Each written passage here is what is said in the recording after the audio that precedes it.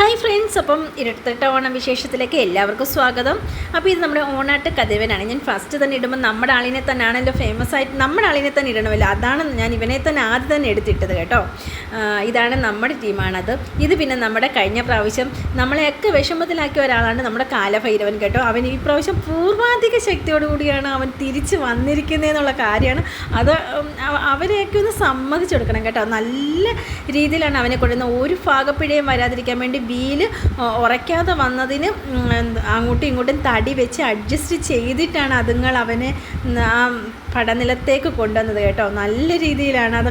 അതൊക്കെ ഒന്ന് കണ്ടു നിൽക്കണം കേട്ടോ. നമുക്ക് സത്യത്തിൽ ഭയങ്കര സന്തോഷം നിറഞ്ഞ ഒരു നിമിഷങ്ങളാണ്. പിന്നെ നമ്മുടെ ഓണാട്ട് കതിരവൻ എന്ന് വെച്ചാൽ നമ്മുടെ അജന്ത ജംഗ്ഷൻ്റെ ഭാഗത്തെത്തിയപ്പോഴത്തേക്ക് അവനൊന്ന് താന്നിട്ടുണ്ടായിരുന്നു വീലൊക്കെ കേട്ടോ. അപ്പം നല്ല രീതിയിൽ പാടുപെട്ടവനെ ഒന്ന് ലെവലാക്കി കൊണ്ട് വരാനാണ്. അതായത് നമ്മുടെ ഓണാട്ട് കതിരവനാണെങ്കിൽ അത്യാവശ്യം അറിയാമല്ലോ, നല്ല വെയിറ്റൊക്കെ ഉള്ള ഒരാളാണ്, രണ്ടാമത്തെ ആളാണ് കേട്ടോ. അപ്പം എന്നുവെച്ചാൽ ഫസ്റ്റ് ഒന്നാമത്തെ കാലഭൈരവനെക്കാട്ടിലും ഒത്തിരി വ്യത്യാസത്തിലുള്ള നമ്മുടെ കതിരവൻ കേട്ടോ. കഴിഞ്ഞ പ്രാവശ്യം നമ്മുടെ ഈ ഓണാട്ട് കതിരവനാണ് നമുക്ക് ഫസ്റ്റ് പ്രൈസ് കിട്ടിയത്. അപ്പം അതിൻ്റെ കൂടെയൊക്കെയുള്ള ടീമാണ് ഇപ്പുറത്ത് നിന്ന് കളിക്കുന്നുണ്ടായിരുന്നു. പിന്നെ അതിൻ്റെ പുറകിൽ കൊച്ചു കാളകളൊക്കെ വരുന്നുണ്ടായിരുന്നു കേട്ടോ. എല്ലാവരും നല്ല അത്യാവശ്യം നല്ല അട്ടിപ്പൊളി എരിപ്പൊരിയുന്ന വെയിലായിരുന്നു കേട്ടോ.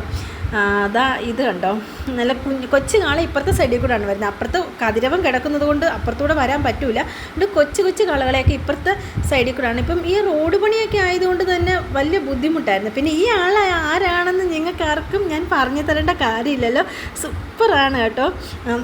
അപ്പം ഈ കക്ഷിയെ അറിയാവുന്ന ആൾക്കാരൊക്കെ ഒന്ന് കമൻ്റ് ഇട്ടേക്കണം ആരാണ് ആളെന്ന് കേട്ടോ.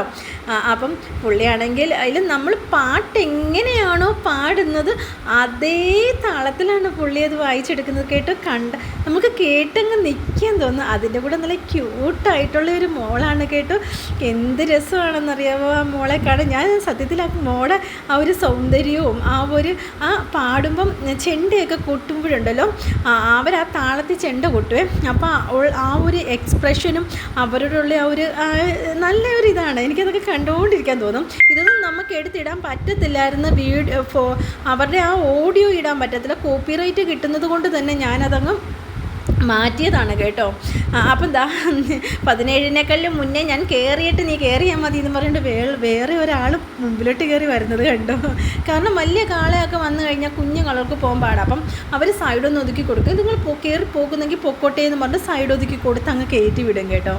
അപ്പം ഇതാണ് 8ാമത്തെ നമ്പർ കാള. ഇതിൻ്റെ കൂടെയാണ് നമ്മുടെ മറ്റേ മോളുള്ളത്. ഇത് നമ്മുടെ എൻ്റെ ഹസ്ബൻഡ് ചേട്ടനാണ് അതിൻ്റെ കാളയൊക്കെ കൊണ്ടുവരുന്നത്. ഇതാണ് നമ്മുടെ KPSC. ഇപ്പം നമ്മുടെ KPSC ഇങ്ങനെ ആക്കിയിട്ടുണ്ട് കേട്ടോ. ഞാനാണെങ്കിൽ KPS നല്ല രീതിയിൽ ഒരെണ്ണം എടുക്കണമെന്ന് വിചാരിച്ചായിരുന്നു കേട്ടോ. പിന്നെ നമ്മളന്ന് രാത്രി പോയ ആ ഒരു രംഗമാണ് ഇത്. കാളകളൊന്നും അധികമൊന്നും വന്നിട്ടൊന്നുമില്ലായിരുന്നു. എൻ്റെ പൊന്നോ, ഈ അച്ഛനാണെങ്കിൽ ചിരിച്ച് നമ്മൾ ചാകും. ഒരു പാട്ടിട്ടിട്ട് ഡാൻസ് ചെയ്യുകയാണ് കേട്ടോ. ഈ അച്ഛൻ മാത്രമല്ല, കുറേ ആൾക്കാരുണ്ട്. പക്ഷേ ഞാൻ ഈ അച്ഛനെ മാത്രം ഇങ്ങനെ എടുത്തതെന്ന് വെച്ചാൽ പുള്ളിയുടെ അമ്മുഖമൊക്കെ പോകുന്നത് കണ്ടോ, എന്ത് ഭംഗിയാണല്ലേ. പുള്ളി ആ മുദ്രയും ഒക്കെ കാണിച്ച് പുള്ളി എന്താണ് ചെയ്തതെന്ന് പുള്ളിക്ക് പോലും അറിയത്തില്ല. പുള്ളി നാളെ ഇതൊക്കെ ഓർക്കുമോ എന്തോ.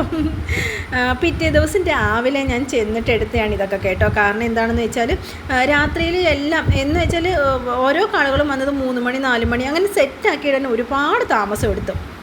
പിറ്റേ ദിവസം രാവിലെ ചെന്ന് നിൽക്കുമ്പോഴാണ് ഈ കാളകളെയൊക്കെ അങ്ങോട്ട് കാണാൻ എന്താ അഴകെന്നറിയാവോ. അപ്പം തന്നെയല്ല, അന്ന് രാത്രിയിലൊക്കെ നല്ല പരിപാടികൾ, ഓരോ കാളമൂട്ടിലും ഡാൻസ്, പിന്നെ കൈകൊട്ടിക്കളി, അതുപോലെ തന്നെ കരോക്കെ ഗാനങ്ങൾ, അങ്ങനെ എല്ലാ സംഭവങ്ങളും ഉണ്ട്. പക്ഷെ അതൊന്നും കാണാൻ നിൽക്കാൻ പറ്റിയില്ല കേട്ടോ. പെട്ടെന്ന് പോകണമായിരുന്നു. അങ്ങനെ ഇങ്ങ് പോകുന്ന. അപ്പം ഇതൊക്കെ കണ്ടിട്ട് എല്ലാവരുടെയും അഭിപ്രായമൊക്കെ പറയുക കേട്ടോ. എല്ലാം ഞാൻ ലിമിറ്റിൽ മാത്രമേ എടുത്തുള്ളൂ. നല്ല രീതിയിൽ തോനെ വലുതാക്കിയൊന്നും എടുത്തില്ല. അപ്പോൾ ഇത്രയേ ഉള്ളൂ. എല്ലാവർക്കും ഇഷ്ടപ്പെട്ടെന്ന് വിചാരിക്കുന്നു. അപ്പം ടാറ്റാ, ബൈ, സീ യു.